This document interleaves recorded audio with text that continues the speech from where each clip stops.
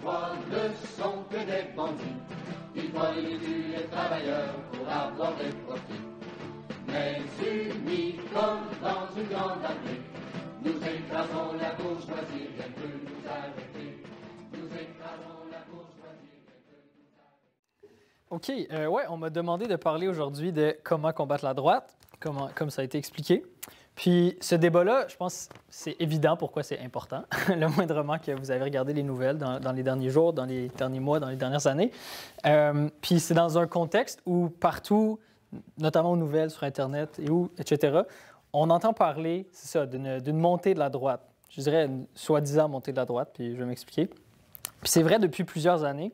Puis c'est clair qu'en ce moment, il y a des personnes particulièrement dégueulasses qui se sont issues au pouvoir. Trump et ses émules sont des menteurs réactionnaires. Ils ont déjà commencé, puis ils vont continuer de s'attaquer aux couches les plus opprimées de la société, puis même à attaquer nos conditions de vie, ultimement, à tous, aux masses. Écoutez, il y a même eu un salut nazi à la télé, même s'ils veulent nier que c'était ça, mais je pense que c'était assez évident. Fait que face à cette situation-là, il y a beaucoup de gens qui se sentent comme désarmés, même démotivés, peut-être même vous dans la salle. Mais je pense que si on regarde ça, puis on parle juste en général d'une montée de la droite, c'est une compréhension assez superficielle de la situation. La réalité, c'est qu'on n'assiste pas à une montée de la droite, je pense, pour deux raisons. Ou en tout cas, pas juste à ça. Pour deux raisons. La première, c'est que la droite était déjà au pouvoir, en fait. Ou plus précisément, la classe capitaliste était déjà au pouvoir. Trudeau, Biden, Macron, Starmer en Angleterre, etc. Ces gens-là, ils sont des politiciens capitalistes qui attaquaient déjà nos conditions de vie, qui attaquaient déjà les opprimés. Ça ne veut pas dire que c'est mieux maintenant. Je pense que c'est évident que non. Mais tu sais, quand Biden a dit, il y a quelques semaines, après qu'il devait faire la transmission du pouvoir à Trump, il a dit il y a une nouvelle oligarchie qui est en train de s'installer aux États-Unis. C'est la pure hypocrisie. Tu sais. L'oligarchie, c'est les démocrates. Puis Trump et sa gang de babouins, c'est juste une autre gang d'oligarques qui essaie de remplacer les oligarques plus traditionnels. Tu sais. Puis la deuxième raison pourquoi simplement parler d'une montée de la droite, je pense que c'est erroné, c'est qu'en fait, si on regarde les sondages, si on regarde les idées dans la population, si on regarde qu'est-ce que les gens soutiennent, les gens ne se tournent pas massivement vers des politiques anti-immigrants, vers des politiques xénophobes. Genre, il y a plein de sondages qui montrent qu'en fait, ce qu'on voit, c'est une polarisation politique. Ça va dans les deux sens. Fait que oui, il y a du monde qui se tourne vers des idées d'extrême droite, puis il faut lutter contre ça, mais il y a aussi des gens qui se tournent vers la gauche. En fait, je pense que comprendre cette situation-là, une meilleure description, ce serait de décrire, pour le décrire, ce serait de dire que le centre politique s'effondre, en fait. Les politiques de statu quo, les partis puis les politiciens normaux, traditionnels, les gens leur font plus confiance. Puis il y a une énorme colère dans la population qui s'exprime de toutes sortes de façons contradictoires. Puis c'est important de comprendre ça parce que si on veut vaincre ces ennemis-là, si on veut vaincre cette droite, il faut qu'on comprenne d'où elle vient. Il faut qu'on comprenne le processus. Puis il faut qu'on comprenne c'est quoi les stratégies qui ont échoué jusqu'à date. Là, on pourra parler de combattre la droite. Fait que, comme je disais, ce qu'on a vu depuis à peu près les 10 dernières années, c'est d'abord et avant tout un effondrement du centre politique. Bon, pour faire une histoire courte, parce que je pourrais remonter genre aux 100, 150, 200 dernières années pour l'expliquer, mais je pense que vous allez être là trop longtemps si je fais ça. Mais pour faire une histoire courte, je pense que depuis en particulier la crise de 2008, la crise aux États-Unis puis partout dans le monde après, on est vraiment rentré dans une nouvelle période dans l'histoire du capitalisme. On est rentré, je pense, dans une période de crise historique, de crise existentielle du système capitaliste. Puis pourquoi est-ce que c'est vrai? Rapidement, pour l'expliquer, le propre du capital, ce système qui cherche à faire toujours plus de profit, le système de libre marché, c'est toujours de grossir. Le capitaliste, il a un investissement, il achète des matières premières, il achète des salaires, il paye des salaires, puis il réinvestit à l'infini son capital pour avoir toujours plus de profit puis battre la compétition. Le problème, c'est que le marché mondial, il n'y a comme plus de place. Il n'y a plus de place au niveau global pour continuer à grossir comme ça. Il y a une crise de surproduction qui est comme endémique, qui est vraiment très profonde. Ça a commencé à s'exprimer au début du 20e siècle. T'sais, si on retourne au début du capitalisme, là, ça avait la croissance incroyable, la révolution industrielle, etc. Mais à partir du début du 20e siècle, c'était plus le cas. Puis ça s'est manifesté dans la crise de 1929, la Première Guerre mondiale, la Deuxième Guerre mondiale. C'est ça, l'existence même du capitalisme était remise en question, puis il y a eu plusieurs révolutions. Après, après la Deuxième Guerre mondiale, on a vu les Trente Glorieuses. Ça, c'est comme une anomalie, le boom d'après-guerre. Cette période de crise existentielle a pu être temporairement repoussée parce que les guerres mondiales avaient tellement détruit l'Europe, détruit la planète, qu'il y avait plein d'avenues d'investissement, plein d'opportunités pour faire des profits. Donc, il y a eu un boom, probablement le plus vigoureux boom dans l'histoire du capitalisme, qui a duré 30 ans, mais qui a fini par finir. Puis, à partir des années 70, puis c'est encore plus vrai depuis 2008, on voit que la croissance, elle est très, très lente. Il n'y a presque pas de croissance. Quand il y a des récessions, les récessions sont plus creuses. Quand il y a des booms, les booms sont moins vigoureux. Puis ça nous amène aujourd'hui à des trucs comme les endettements massifs des États qui créent notamment de l'inflation. Il y a plein de spéculations parce que l'économie n'a pas assez de débouchés. Fait que les gens spéculent sur, par exemple, votre appart qui coûte probablement beaucoup trop cher. Fait qu'on voit que c'est vraiment, il y a des causes très, très, très profondes. Mais comment est-ce que ça s'exprime dans la psychologie des gens? Il y a comme un mood général de frustration, de colère. Si vous demandez à quelqu'un autour de vous, hey, la société, elle va bien, hein? Les gens, ils vont pas dire oui. T'sais. Comme il n'y a personne vraiment, à part peut-être dans les plus vieilles générations, puis sont un peu déconnectés, mais personne vraiment pense que la société va bien en ce moment. Et ce mood de frustration-là, c'est cette recherche d'alternatives, de changements dans la société, c'est un peu le moteur pour tous les changements politiques depuis les 15-20 dernières années. Immédiatement après la crise de 2008, par exemple, aux États-Unis, il y a eu l'élection d'Obama. Obama, il avait fait campagne sur le hope, espoir, on va changer les choses, etc. C'est venu connecter d'une certaine façon avec cette frustration-là. Mais c'était juste les débuts. Puis toute cette vague-là de soi-disant changements avec des politiques libérales normales, ça a déçu les gens. Puis en particulier aux États-Unis, la situation s'est juste empirée, surtout avec l'inflation récemment. Et donc, tous les politiciens, puis les partis normaux du capitalisme, libéral, conservateur, etc., ont été profondément décrédibilisés, à moins qu'ils changent de façon de faire de la politique. Puis c'est là qu'on a vu une nouvelle sorte de politiciens comme émerger. On a vu les Trump, les Bolsonaro, Meloni en Italie, même en Israël, la montée de l'extrême droite, ça fait partie de ce phénomène général-là. On a vu la montée du populisme de droite à cause de cette crise très profonde. Puis au Canada, le phénomène a été repoussé, notamment parce que la crise de 2008, elle a frappé moins fort au Canada pour toutes sortes de raisons. Mais la situation économique ici, elle a fini par se détériorer, notamment avec la crise du logement.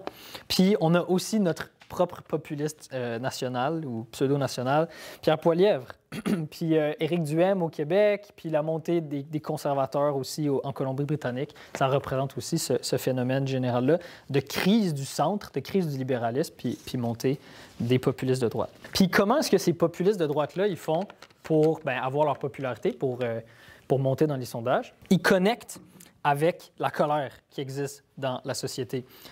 Une de leurs tactiques, une bonne vieille tactique, c'est le bouc émissaire. Hein? Ils pointent du doigt certaines communautés marginalisées, puis ils disent « Ah, si vous avez des problèmes, si vous êtes pauvre, c'est la faute des personnes trans ou c'est la faute des immigrants, etc. » Fait que ça, c'est certainement une de leurs armes. Mais c'est pas juste ça. Moi, je pense pas que c'est juste ça. Je pense que c'est qu'ils connectent leurs idées réactionnaires avec des arguments de classe. Ils parlent de la classe ouvrière. Le seul politicien au Canada qui parle de travailleurs de façon constante, c'est Pierre Poilievre. C'est quand même fucké, là. C'est quand même assez spécial. Puis si vous ne me croyez pas, voici un extrait de l'infolettre du Parti conservateur. Chers membres, les élites mondiales veulent imposer leur agenda sur notre pays. Carney et Chrystia, ça c'est Mark Carney, Chrystia Freeland du Parti libéral, partagent le même agenda qui circule au Forum économique mondial et aux autres endroits comme ça. Vous ne posséderez rien et vous serez heureux. On dirait un révolutionnaire anticapitaliste qui parle, c'est fucké. Après ça, ils parlent qu'ils veulent nous faire manger des insectes, fait qu'ils ont aussi des drôles d'idées. Mais il continue, après ça, il dit « Les Canadiens ont déjà de la misère avec le coût de la vie qui grimpe. C'est le temps de prioriser nos travailleurs et non les élites du Forum économique mondial. » Puis là, il y a un gros bandeau rouge dans le bas de l'infolette qui dit « Travailleurs et non Forum économique mondial. » crazy quand même, genre, c'est quand même fou. Mais c'est aussi bien dégueu, parce qu'on sait que c'est des menteurs. C'est pas vrai. Pierre Poilievre, il n'a jamais travaillé de sa vie. C'est un politicien de carrière qui est riche, puis il représente les riches. Mais peu importe que ça ce soit vrai, comme il est le seul qui parle de cette colère-là, qui est capable de connecter avec la colère des travailleurs, bien, il réussit à se présenter comme une alternative viable au statu quo. Puis après ça, il connecte avec cette colère-là, il connecte aussi toutes les idées réactionnaires contre les woke, puis machin, toutes sortes de patentes.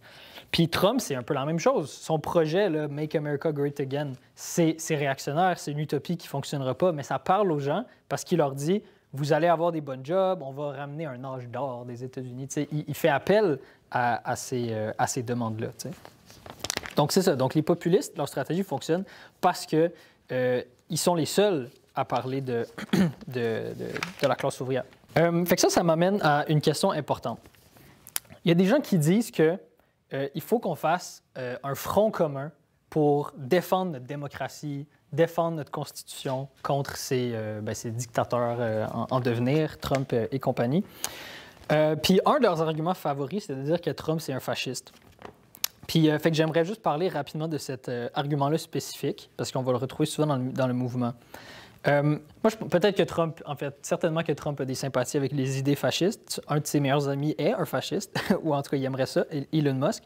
Mais je pense pas qu'on fait face au même phénomène que le fascisme, historiquement, dans les années 20 puis dans les années 30.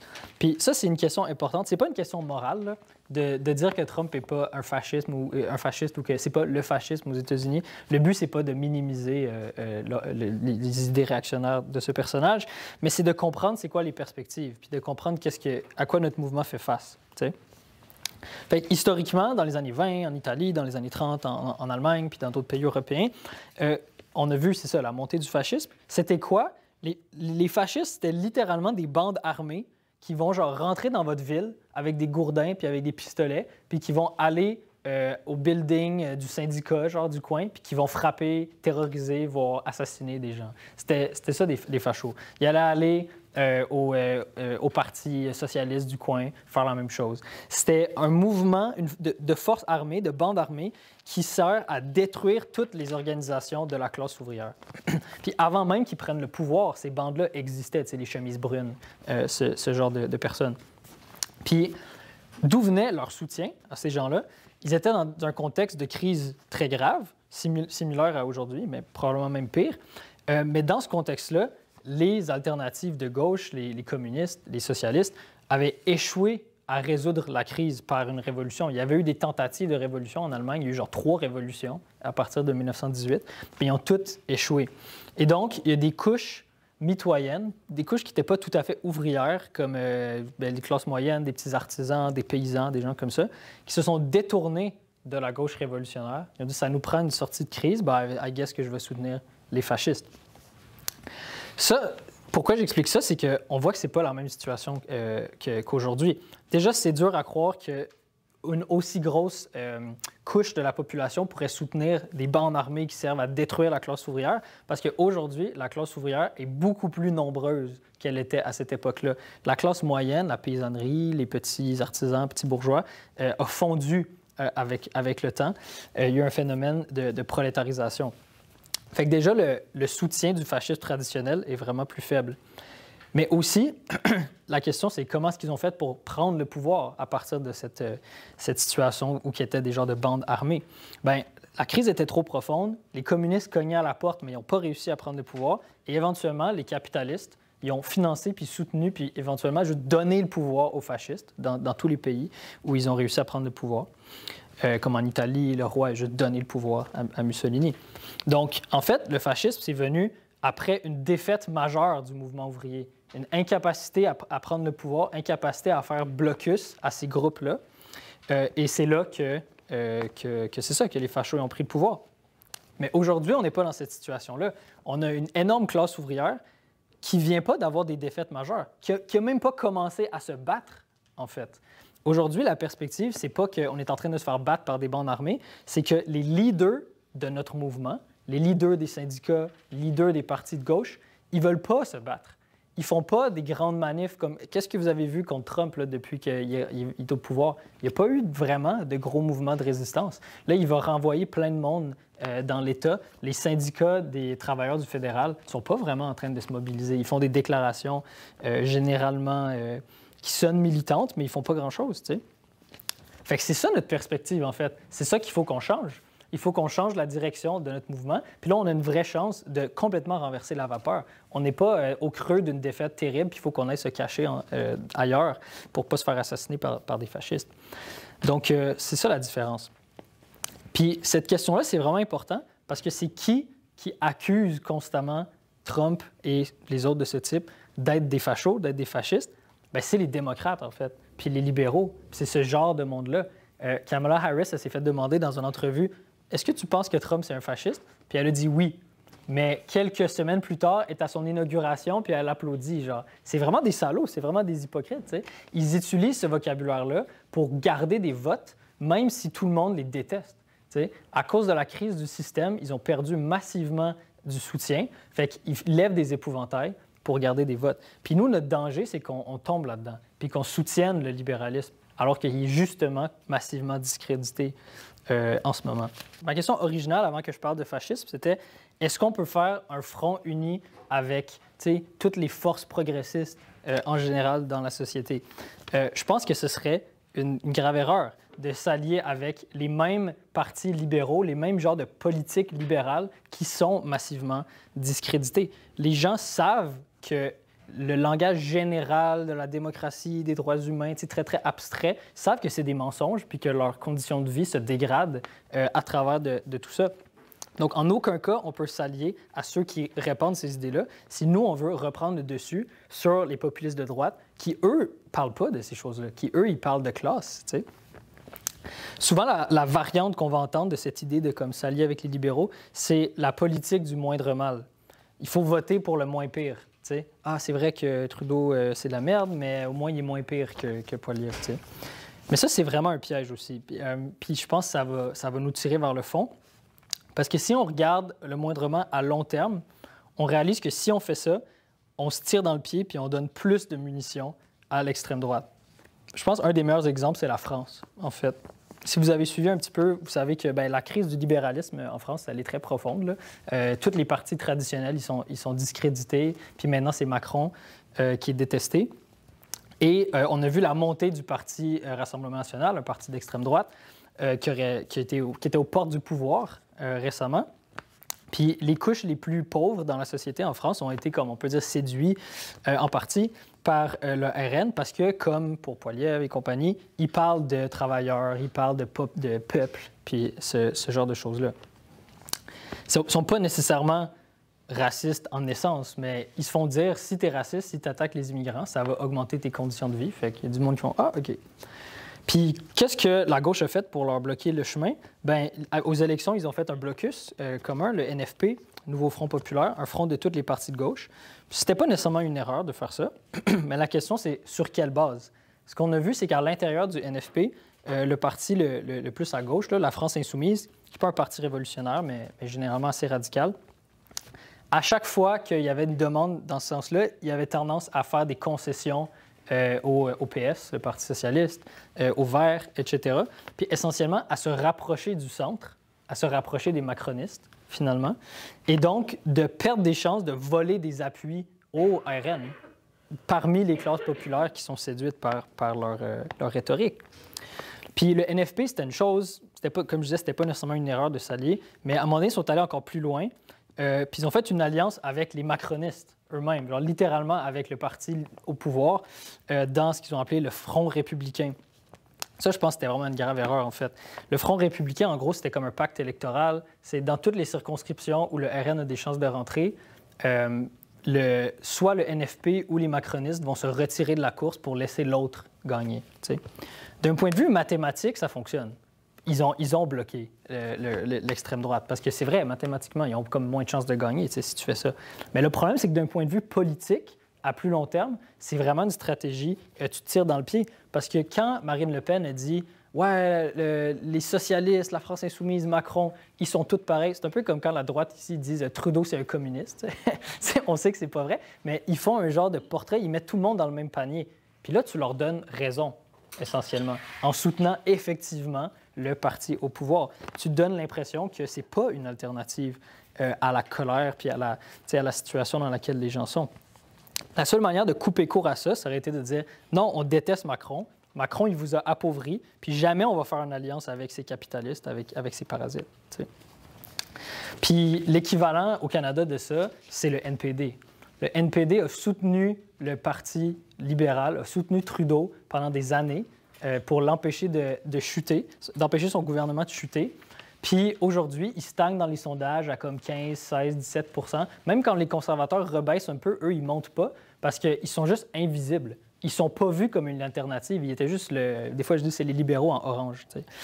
Fait que c'est ça. Donc, je pense que cette politique de moindre mal puis de s'allier avec les libéraux, c'est vraiment une stratégie qui va mener à l'échec à long terme puis qui nourrit la montée du populisme de droite à long terme. Si vous voulez, si vous me permettez plutôt une analogie un peu geek, c'est comme dans Le Seigneur des Anneaux, quand on a le personnage Boromir qui veut utiliser l'anneau unique contre Sauron.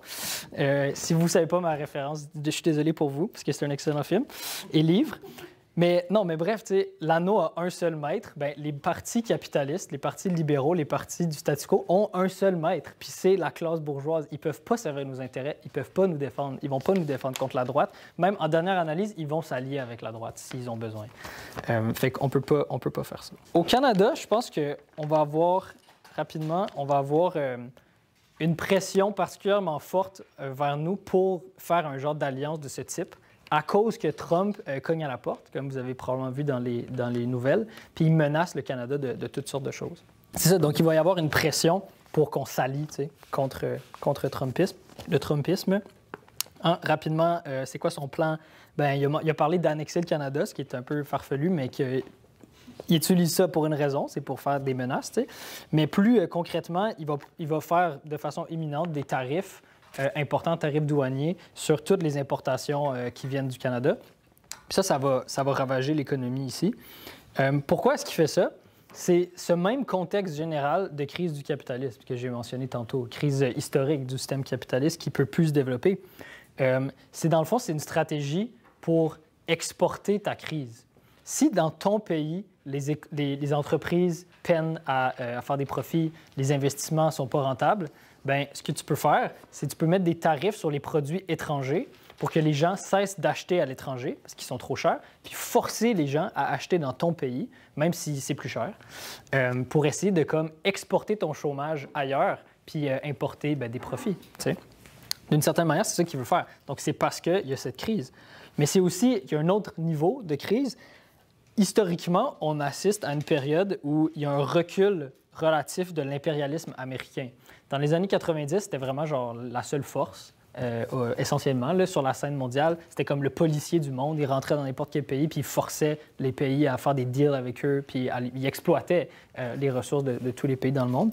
Mais là, de façon relative, il y a un certain recul, puis il y a d'autres pays qui essaient d'avoir leur partie du butin, mettons. D'autres bandits qui veulent leur partie du butin. Puis Trump, il réalise ça, puis ses conseillers autour de lui, ils appartiennent à un mouvement qui est comme néo-isolationniste, on pourrait dire. Ils veulent revenir à une époque où les États-Unis s'impliquaient moins sur la scène internationale, puis ils veulent se concentrer sur leur cour arrière immédiate. C'est quoi leur cour arrière immédiate? C'est les Amériques, incluant le Canada. Ils veulent être une puissance comme régionale ou continentale forte, mais arrêter de juste s'impliquer dans chaque conflit parce que leur économie ne leur permet pas de financer cette chose-là. Les démocrates faisaient partie de l'autre camp qui veulent continuer les politiques guerrières partout dans le monde. Biden, c'était ça sa politique. Mais Trump, était comme un néo-isolationniste. Fait que l'effet combiné de ce recul de l'impérialisme américain puis de la crise du capitalisme fait que, au Canada, là, c'est fini l'époque où on est en dessous du jupon des États-Unis puis qu'on peut être une puissance relative. Genre, il va commencer à y avoir des attaques puis ça va provoquer une crise éventuellement, ces tarifs-là. Je lisais, en fait, dans notre dernier journal qui va sortir bientôt, on ne l'a pas encore ici, que ça a été estimé que les tarifs de 25 % ça menacerait jusqu'à 500 000 emplois au Canada.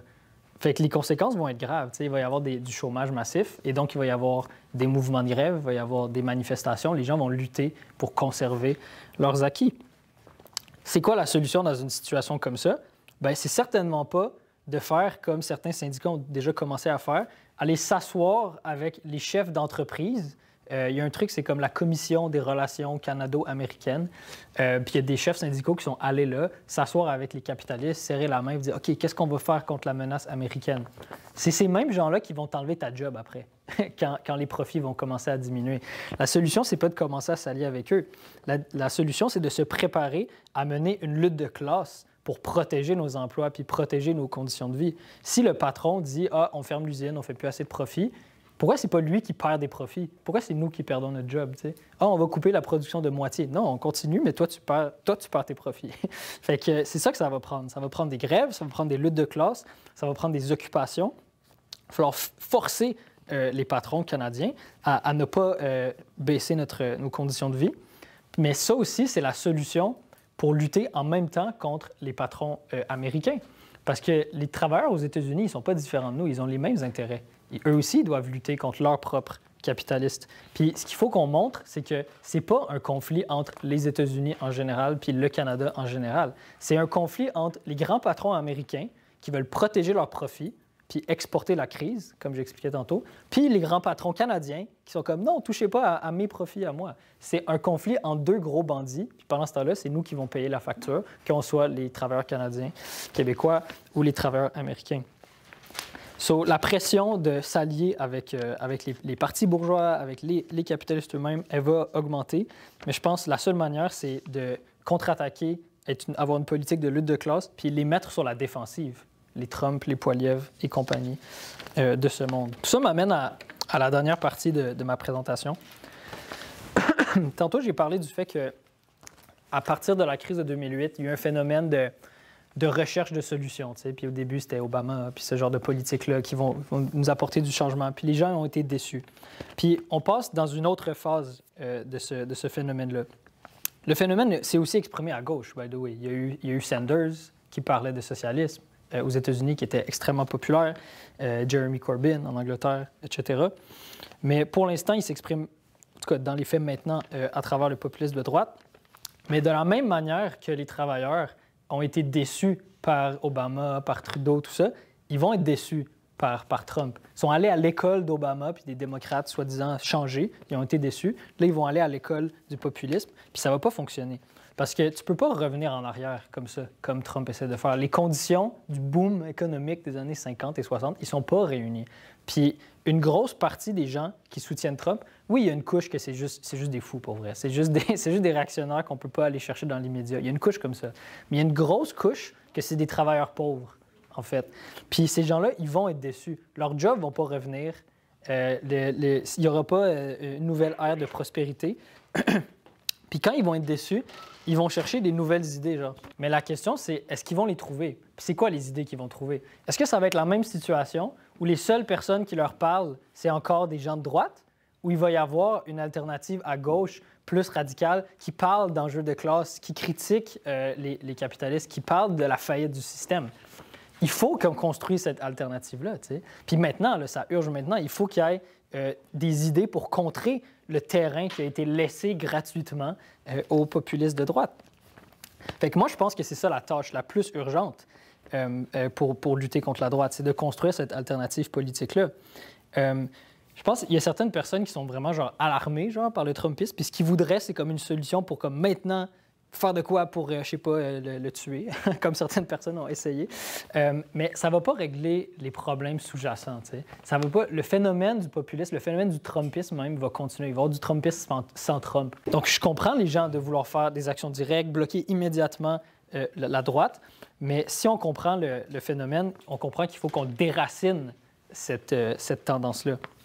Puis il faut qu'on lutte contre le sentiment qui nous fait courir dans tous les sens, sans aucun plan, parce que même si on dépense toute notre énergie dans des trucs qui ne sont pas bien planifiés, dans quelques années, on va retourner en arrière, puis on va se tourner vers l'arrière, puis on va dire « Ah, j'ai vraiment perdu mon temps, en fait. Puis maintenant, je suis juste fatigué, puis je suis déprimé parce que la droite est encore au pouvoir. » Il faut qu'on construise cette alternative-là pour une solution qui est durable.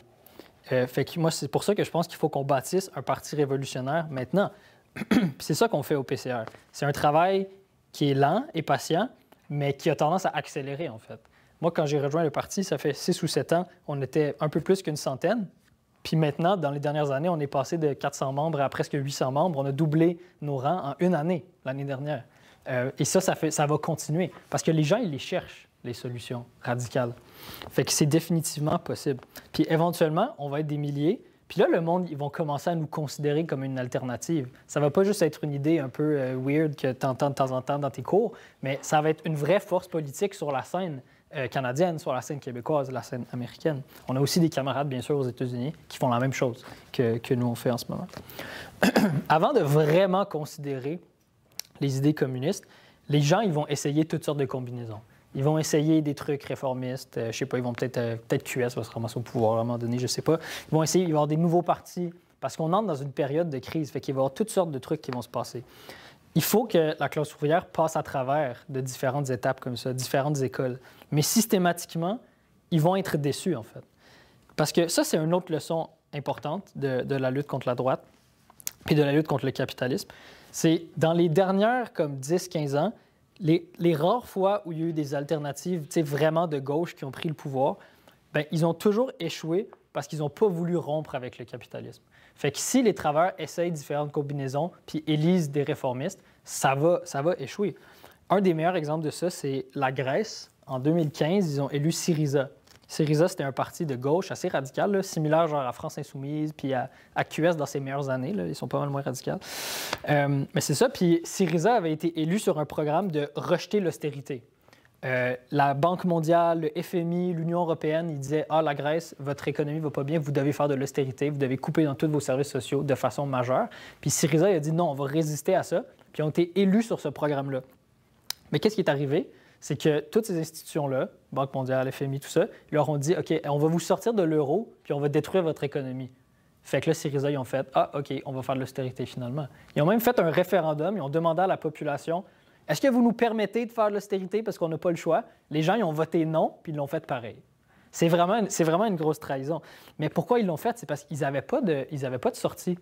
Ils n'avaient pas de sortie. Si tu ne contrôles pas ton économie, tu es à la merci des banques. Tu es à la merci des cours de la monnaie. Ce qu'ils auraient pu faire, ils auraient pu dire « OK, fuck off, excusez mon langage, on va nationaliser les entreprises, on va prendre le contrôle de notre économie, on va planifier notre économie, puis si la Grèce n'est pas un assez gros pays pour survivre là, dans un océan capitaliste, bien, on va la répandre, la révolution. » Ça, c'est le programme marxiste, qu'on n'a pas le choix de rompre de façon radicale avec le capitalisme.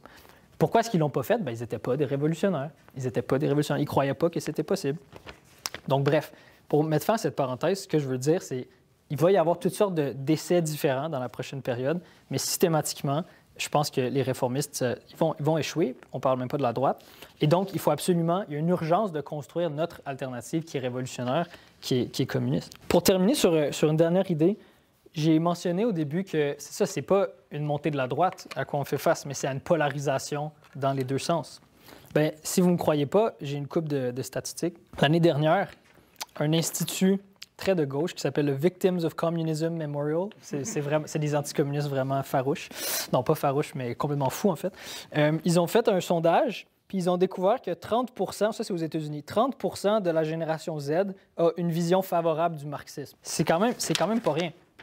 Autre sondage, en 2019, 40 des gens en Angleterre, puis ça, c'est pas chez les jeunes, 40 des gens en général en Angleterre, au Royaume-Uni, étaient d'accord avec l'affirmation suivante: le communisme aurait pu fonctionner s'il avait été mieux exécuté.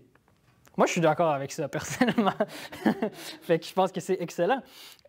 Puis au Canada, fait qu'ici, en février 2023, le Fraser Institute, qui est un institut pas très communiste non plus, ils ont découvert que 50 des jeunes de 18 à 34 ans sont en faveur du socialisme.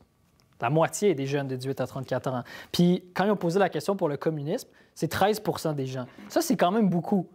Ça, c'est du monde qui se sont dit, le socialisme, c'est même pas assez. Pour moi, il n'y a pas vraiment de différence entre les deux, mais eux, ils associent ça à un truc plus radical, tu sais, généralement, le mot communisme. Fait qu'il y a du monde qui se sont dit, non, il faut qu'on aille full communism. Genre. 13 des jeunes de 18 à 34 ans, ça, c'est 1 million de personnes au Canada. Mais ils sont où, ces gens-là? Ces gens-là, ils sont chez eux, puis peut-être qu'ils se sont radicalisés sur Internet, peut-être qu'ils parlent avec leur ami qui n'est pas encore communiste, mais ils sont isolés. Mais si on rassemble ces personnes-là dans des événements comme ce soir, si on les rassemble dans un parti, si on construit des trucs, des cellules dans chaque quartier à Montréal, dans chaque ville au Québec, dans chaque ville au Canada, on va grossir. Puis là, on va avoir un impact. Il y a une citation que j'aime bien de Malcolm X, le militant antiraciste révolutionnaire. Il dit, c'est un peu dur à traduire en français, mais en gros, il dit, c'est pas qu'on n'est pas assez nombreux, c'est qu'on n'est pas assez organisés. Puis c'est ça que c'est vrai. On est énormément de gens qui commencent à aller ou qui sont déjà rendus dans les idées communistes, dans les idées révolutionnaires. Ce qu'il faut qu'on fasse, c'est qu'il faut qu'on s'organise. Un autre truc qui pourrait vous donner de l'espoir, je pense, c'est ce message que nos camarades américains ont reçu pas longtemps après la victoire de Trump. Quelqu'un leur a écrit « J'ai toujours été démocrate. Après cette débâcle, la victoire de Trump, je ne fais plus confiance aux démocrates pour être suffisamment compétents pour soutenir la classe ouvrière et les Américains moyens à revenus moyens. C'est comme être dans un radeau de sauvetage qui coule et qui est troué. Puisque les républicains se sont tournés vers l'extrême droite, je pense que ma réponse devrait être de me tourner vers l'extrême gauche, si vous voyez ce que je veux dire. » Ça, c'est ce que plein de gens sont en train de penser en ce moment même.